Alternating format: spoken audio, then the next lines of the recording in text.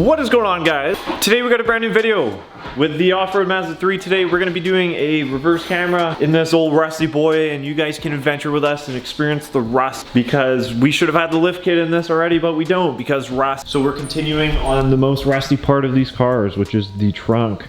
So Jason's already gotten started by stripping out the trunk here, and if you guys want a guide or quick guide on how to wire up your reverse camera, this is what we're going to be doing today. Some good news, we got the Mazda 3 outside and took some photos, so the Instagram is going to be filled up.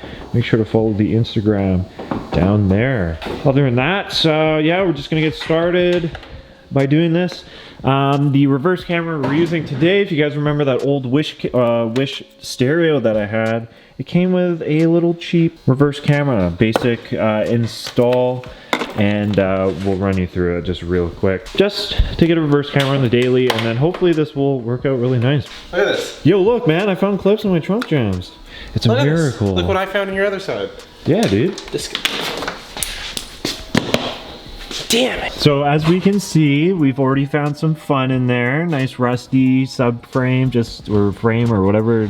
The car is just rusting. And somehow he's able to unscrew things. Sick merch, man! You know where to get it? McGillRacingDivision.com. Hey! Get the PB block. Hey, no people blasting. Dude, you don't even have to go in from underneath. You can just go in through the side. Oh! Dude, this is so sweet. I can see it's like a little peephole. Let's take this rear bumper off, fam.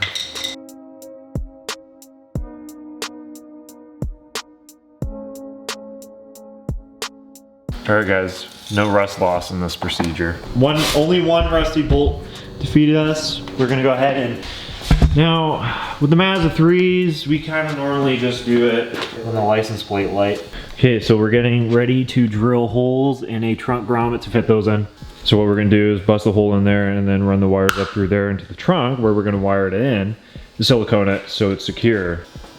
The reverse lights are up here, harness comes down here, tap into the harness, boom, and then run everything up to the radio.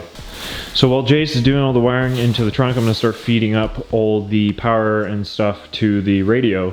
I gotta start taking this shit apart. Again, should have done this at the same time as this up. Rust everywhere.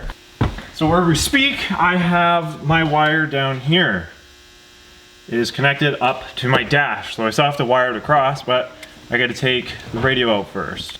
If you guys want, depending on your DIN, like with this DIN, it turns reverse on. I have a wire here that's labeled as reverse gear signal input. And then on my cord that leads from the camera, I have a plug-in that will go into the back of the radio, but I also have a power, which is gonna go into that reverse gear signal input, so I don't have to press a bunch of buttons. Oh, this shift knob's in the way.